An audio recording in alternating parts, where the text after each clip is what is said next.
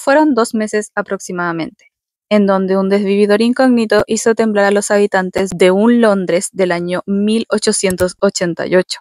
Su nombre no se sabe a ciencia cierta, pero lo que sí sabemos es cómo lo apodaron: Jack el Destripador. Este desvividor, por su forma tan brutal de ejecutar estos crímenes, ha sido objeto de estudio y también ha sido inspiración para el séptimo arte. Así que me he dedicado a estudiar la historia de Jack, los crímenes que ejecutó y algunas películas basadas en su historia. Pero antes, hola horror fans, bienvenidos a mi canal. Yo soy Vanessa y me dedico a hablarles del cine del terror, sus orígenes, sus historias, el detrás de cámara, datos curiosos y lo que no sabías del género del terror, que es más profundo de lo que tú crees. Como siempre, yo aquí advierto que no soy historiadora, no soy cineasta, no soy periodista, no soy experta en nada, simplemente soy una treintañera con mucho tiempo libre. Yes, queen. Y en este video les hablaré de Jack el Destripador y las películas que se han basado en este criminal tan arraigado a la cultura pop. Así que comencemos. Yo soy Vanessa, también soy la Dama Araña y te hablo de cosas extrañas y no olvides que... What you're about to watch is a nightmare. Hoy día, yo sé que ha pasado tiempo que no he subido video, han pasado aproximadamente 3 semanas en que yo no subía video y la verdad es que estuve un bloqueo cuático creativo, entonces yo dije me voy a tomar el tiempo para poder pensar para dónde va el canal. A lo mejor lo mencioné en otro video porque yo soy muy indecisa con respecto a veces no me tengo tanta fe en los procesos creativos, a veces pienso en qué pasa si lo estoy haciendo mal, lo estaré haciendo bien, estaré bien encaminada y como no tengo referentes, me cuesta mucho. Entonces tuve problemas en ver este tema, así que me dediqué principalmente a ver para dónde iba el canal y también para darme un tiempo porque igual me pasaron cosas por ahí, así que como que tengo en mi mente que tengo que ser como más constante y que tengo que tener, a pesar de que a veces no exista la motivación, tener que tener un hábito de hacer videos, porque la verdad es que a mí me encanta hacer videos, pero tengo pésima gestión de que a veces, a ver, cuando yo tomo algo, yo sé que cuando tomo algo, por ejemplo, o sea, tomo algún proyecto o me gusta hacer algo, me cuesta mucho la constancia a veces por el tema de la motivación. Yo sé que cuando uno quiere ser constante en algo, la motivación es muy mala amiga porque la motivación a veces no va a estar y a veces va a estar y uno tiene que seguir igualmente. O sea, no tiene que esperar la motivación para hacer las cosas porque la motivación a veces no va a aparecer. Y eso es lo que yo tengo que aprender a veces, que a veces no porque no quiera significa que ya todo se acabó, ¿me entienden? O no porque no exista la motivación suficiente, yo dejo de hacer videos. A mí me encanta hacer videos, entonces como que yo iba a esperar a fin de año para empezar de nuevo y dije no porque me estoy poniendo excusas, así que voy a empezar a hacer videos al tiro para perder ese miedo. Hace poco recibí un comentario en uno de mis primeros videos. Uno de mis primeros videos es el caso de este pintor que se dedica a retratar sus vivencias supuestamente con una alienígena mujer con quien tenía relaciones íntimas. Y este caso es súper curioso y mucha gente ha venido al canal para ver este video porque el caso es muy particular. Y me comentó una chica gringa en el video que yo era mucho de usar las manos y que no me soportaba prácticamente cómo relataba las cosas. Y me dio mucha risa, lo leí justo cuando estaba con el bloqueo creativo, así que imagínense el caldo de cabeza que me hice, pero después dije no me voy a hacer caldo de cabeza por esto. O sea, me dio mucha risa igual cómo fue, pero todos tenemos una manera distinta de expresarnos y me encanta expresarme con las manos. Y sí, soy enredada, soy enredada para contar las cosas, pero es porque eran mis primeros videos y yo espero, de verdad tengo fe, que ahora me entienda mucho mejor. Y si no me entiendo mejor y todo el tema, coméntenme, porque así yo voy mejorando y todo el tema. Así que no me voy a alargar mucho más, porque ya pasó. Así que comencemos a hablarles de por lo que vinieron, por Jack. Situaremos en el año 1888. más específicamente Europa, más específicamente Londres. Y si nos ponemos un poquito más quisquillosos, hablaremos de Whitechapel. Para que me entiendan el contexto, Londres en ese momento, yo no sé si ahora es lo mismo, la verdad, pero Londres estaba dividido en dos clases sociales. Estaba la parte lujosa, la parte brillante, la parte abundante, la parte privilegiada, que era este Londres súper así idóneo, ¿cómo se dirá? Y luego ya por el otro lado estaba la localidad de Whitechapel o la parte East End de Londres, la parte este de Londres, en donde estaba la localidad de Whitechapel.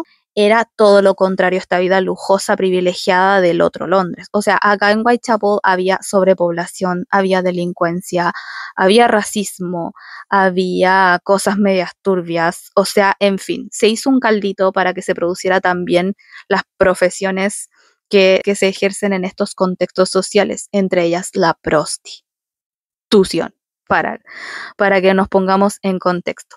Diciendo todo este contexto de la localidad de Whitechapel, procedemos a hablar de la primera vez que Jack empieza a ejecutar los crímenes. El primer personaje que aparece es Charles Cross, que es un hombre que conducía a altas horas de la noche el 31 de agosto de 1888. Él es quien encuentra el primer cuerpo con el cual comenzaría esta historia, o mejor dicho, este enigma. Charles había encontrado el cuerpo de una mujer que estaba tumbado boca arriba, con las piernas estiradas y la falda subida hasta la cintura. La mujer era Mary Ann Nichols, de 43 años, y había dejado a su esposo y a sus 3 hijos mientras ella ejercía la prosti. Es que yo quería como hacerle risa a la palabra prosti, pero es para que YouTube, no me quiero meter con YouTube. Sí. En este momento, bajo este contexto, las mujeres tampoco tenían muchas oportunidades laborales, ya que dependían exclusivamente del hombre. Procediendo a eso, ya conocemos un poco lo que es el escenario en donde todo esto empezaría.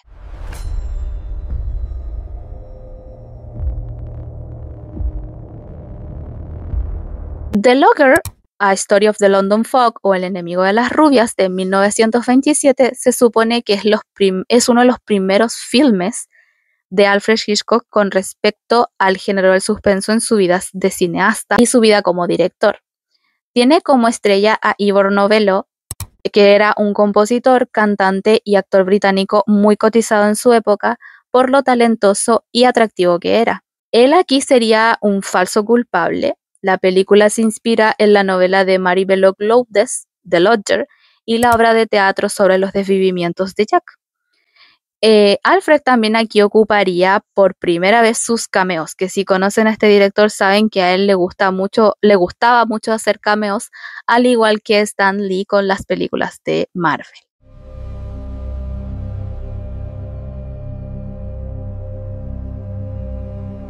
A diferencia de muchos otros desvividores seriales que ha habido a lo largo de la historia, Jack se le conocen solo 5 víctimas confirmadas, lo que no es menos importante que la larga lista de otros desvividores, pero aún así es poco en comparación a otros criminales. Entonces, ¿por qué es tan reconocido por la mirada de la cultura pop? A veces no es por el número de víctimas, sino por la forma en que se ejecutan estos actos o la crueldad de estos mismos. No daré mucho detalle, pero se hablan de órganos hacia afuera, colocados de cierta manera, incluso cortados de forma anatómicamente precisa. Mucho detalle, o sea, el criminal se ensañaba mucho con el cuerpo de sus víctimas. De hecho, hubo una ocasión en donde este tipo envió un riñón a una de las autoridades de Whitechapel, que era George Lux. George Lux era un presidente del Comité de Vigilancia Callejera y el órgano, la parte de este cuerpo, venía en conjunto con una carta que decía lo siguiente: le envío medio riñón que tomé de una mujer, lo he conservado para usted, la mitad la freí y me la comí, estaba muy bueno. Si espera un poco más, quizás le envíe el cuchillo ensangrentado con el que lo saqué, seguido de una firma bastante particular: Desde el infierno. Desde el infierno es una película del año 2001 dirigida por el director Albert Hooks, no sé cómo se dirá, que está protagonizado también por actores de renombre como Johnny Depp y Heather Graham. La película está inspirada en Jack, pero aquí se le da el enfoque al investigador de los casos, que es interpretado por Depp, y esta película le da un enfoque más entre suspenso y romance, porque aquí una de las prostis está amenazada por Jack, termina enamorándose del investigador y todo esto se convierte en un paralelismo de los casos de Jack con el romance entre este investigador y esta chica. Como les dije, la naturaleza de los crímenes era lo que hacía que esto se volviera inolvidable de la peor manera posible.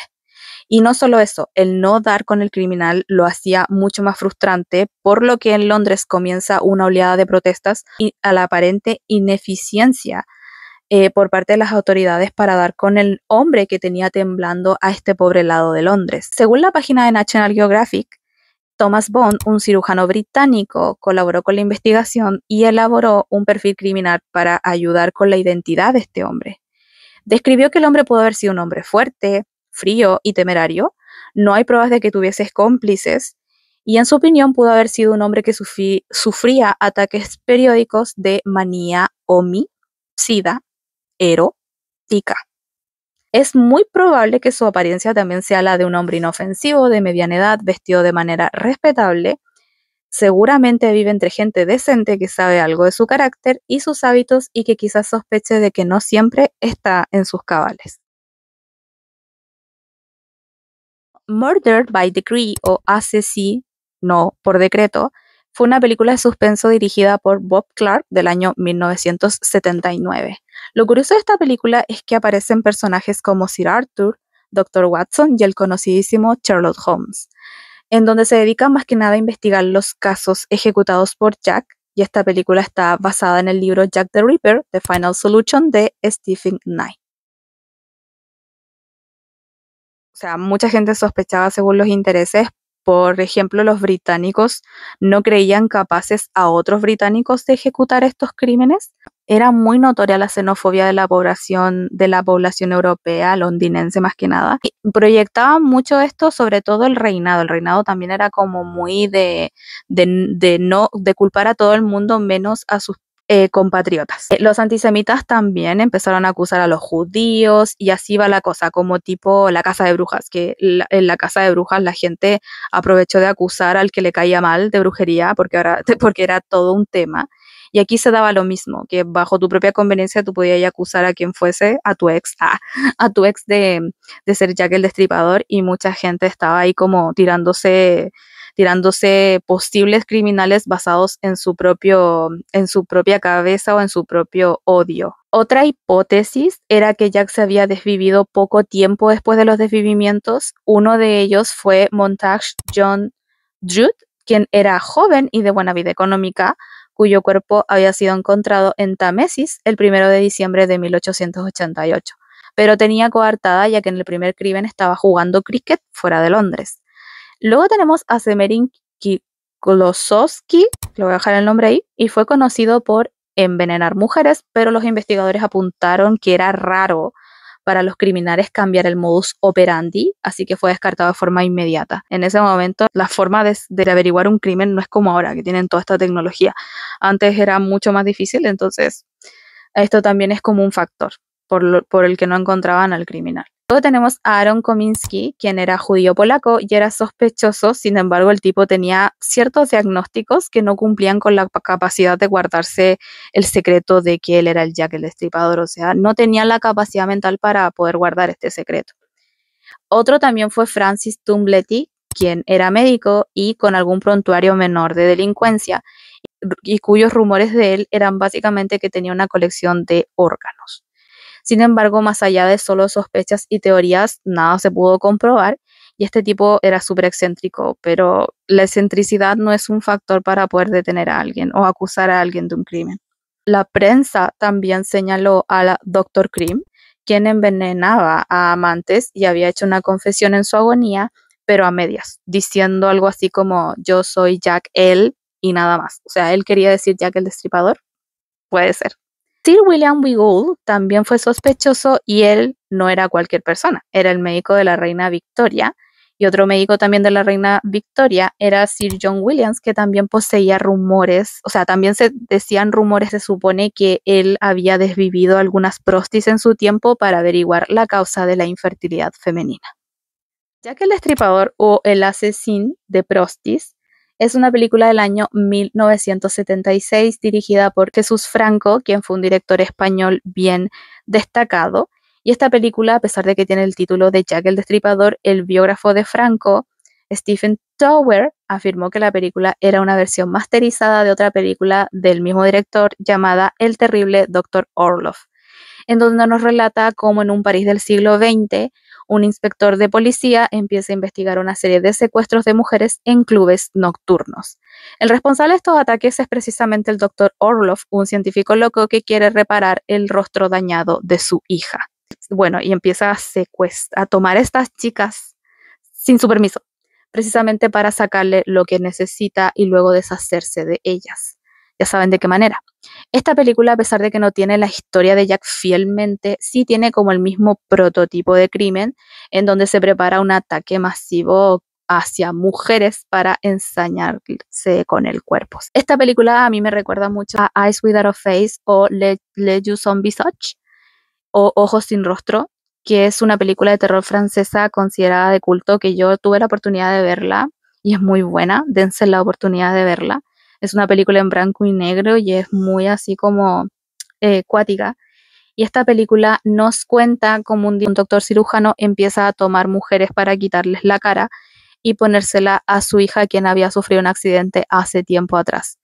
Yo averigüé, porque la historia era demasiado parecida a esta película, averigüé si Jack el Destripador estaba basada en esta película francesa, esta película francesa, y sí, está inspirada, así que no me parece nada raro, era como muy obvio. Pero bueno, al final, ¿qué pasa con Jack? Pues nada, fin del video. En parte no se supo nada, nunca se ha dado con el paradero del desvividor real o su identidad. Todo ha quedado en un posible sospechoso, y hay muchas informaciones de muchos posibles sospechosos, pero de allá no pasa. Y creo que por eso mismo hasta el día de hoy es tan relevante. No solo por el modus operandi, que es bastante peculiar, y que tiene como rasgos muy marcados, o sea, tiene una marca personal. No quiero sonar descorazonada, pero las características de los crímenes aquí nos dice algo, ¿no? Como que parece un crimen de odio a estas chicas o a una obsesión. Nos relata una historia súper turbia en donde aparte no conocemos quién es y qué es lo que pasa por su cabeza.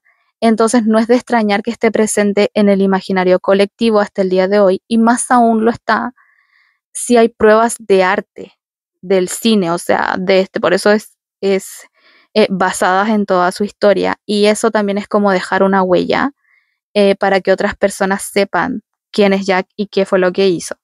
Todo con esto de endiosar a los criminales, que se está dando mucho ahora con el tema de todo el tema del dark romance y las películas de terror, que ahora como que se da notoriedad mucho porque son más sexys los personajes, ya no son tan terroríficos, o si son terroríficos, también los hacen como atractivos de alguna manera para que la gente se quede enganchada, sobre todo la gente adolescente, o ustedes saben. No considero que esto sea algo malo, o sea, es mercado y hay demanda y tienes que hacer estas cosas para generar para generar audiencia en tu película o en lo que sea. Pero sí se está ejerciendo una cultura de glorificar al criminal, porque no es casualidad de que se hagan series con el protagonista desvividor súper guapo. Tenemos el caso de Ed Gein ahora con el tema de esta serie, que, o sea, está interpretado por este actor guapísimo, entonces como lo haces mucho más difícil. Y obviamente esto se hace con el objetivo, como les mencioné, de hacerlo un objeto de consumo. La gente sí o sí tenderán a endiosarlo o de plano llamar la atención. Y eso yo creo que capaz que dé como un foco un poco equivocado, como que no es el foco que buscamos dar visibilidad al caso, pero no poner en alguna especie de idolatría al criminal ni tratar de entenderlo. Se entiende el crimen, de cierta manera, pero no se justifica. La gente más que nada cuando empieza a hablar de estos crímenes o empieza a hacer series o se empieza a hacer películas, obviamente uno quiere creer que es para visibilizar el tema, pero obviamente hay un tema comercial de por medio en donde esto, queramos o no, las películas, los documentales o lo que sea de asesinos seriales son bastante, tienen harto auge, son demandantes. O sea, a mí me encanta ver esos casos, me gusta ver los casos de casos criminales, es algo que a mí me gusta mucho. Sin embargo, se le ha dado últimamente un enfoque un poco equivocado, ¿no? Lo mismo pasó con la serie de Jeffrey Dahmer, que se le dio más enfoque a él como persona que a las víctimas. Y bueno, o sea, no hay nada de malo en retratar estas cosas, no hay nada de malo hacer arte de acuerdo a esto que pasó, pero sí hay como una forma en cómo relatamos la historia y cómo ponemos a la mesa algo que está pasando. Algo bueno que podemos sacar de la historia de Jack, si es que pudiésemos sacar algo bueno, fue la visibilización que se le dio a este Londres que nadie se atrevía a mirar. Por eso les mencioné que era tan importante que supieran el contexto, ya que debido a estos casos se hizo mucho más conciencia y hubo más presión por mejorar la calidad de vida de estas personas ubicadas en este lugar. Hubo un remesón y un tirón de oreja a las autoridades para que no siguieran dejando de lado a estas personas que básicamente debían sobrevivir con lo que podían, y pasa mucho, como que, por ejemplo, les voy a mencionar de nuevo el caso de Dahmer, que para Dahmer fue fácil perpetuar los crímenes que perpetuó, principalmente porque sus víctimas eran personas marginadas de la sociedad, eran hombres afroamericanos, hombres de raza negra, y que en el tiempo en que se dieron los hechos de Jeffrey, el racismo era un tema en Estados Unidos. O sea, no digo que no lo siga siendo ahora, o sea, Estados Unidos no evoluciona para nada. Es importante mencionar que cuando la sociedad olvida minorías u olvida poblaciones alejadas de estos privilegios, es fácil dar vuelta a la cara y fingir que no ves nada o fingir que no pasa nada. Creo que lo peor que podemos hacer como sociedad es fingir y no mirar a las personas que necesitan ayuda. Hacer la vista gorda, se podría decir.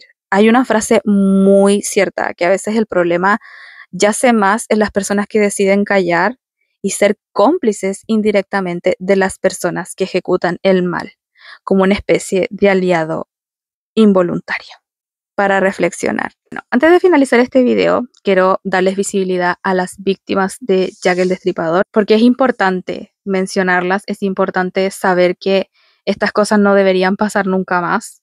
Hay gente que tiende a glorificar mucho al criminal, como les mencioné, y para mí es importante mencionar a las mujeres implicadas en este caso que tuvieron la mala fortuna de toparse con este hombre. Primero tenemos a Marianne Nichols, que es la primera que conté. Luego tenemos a Annie Chapman. Luego tenemos a Elizabeth Strides, luego tenemos a Catherine Eddowes y finalmente tenemos a Mary Jane Kelly. Bueno, chiquillos, este ha sido mi video por el día de hoy. Espero que les haya gustado mi comeback K-pop. Déjenme en los comentarios si es que les gustó este video, si es que tienen alguna sugerencia para mi bloqueo creativo. Y también dejen ahí su comentario si es que les gustó o lo que ustedes quieran, la verdad. Pero no me comenten que hablo mucho con las manos porque ya lo sé. Les invito a que me sigan en mis redes sociales. Actualmente tengo Instagram solamente activo, aparte de este video de YouTube, o sea, este canal de YouTube. En Instagram me encuentran como La Dama Arana. Ahí subo subo más que nada columnas de terror. Subo mi vida personal para que estemos más conectados. También me pueden encontrar por Letterboxd, que ahí es donde yo rateo películas que suelo ver. Actualmente no estoy viendo películas, pero sí estoy viendo una serie que son las Golden Girls del año 90 y amo. Es como una serie comfort. No, hace tiempo que no veo una serie comfort y ahora con el tiempo que estoy teniendo y como que quise relajarme, con el bloqueo emocional como que quise relajarme, y la verdad es que no me arrepiento para nada de haber visto las Golden Girls. Todavía las estoy viendo porque son varias temporadas, pero yo la amé, la verdad. Me encanta cuando estoy pintando, tejiendo, viendo esta serie súper cómoda, riéndome, así que la rateé con el puntaje máximo. Así que me pueden seguir ahí y como siempre nos estamos viendo. Y bueno, ese ha sido mi video. Chao, chao, chao.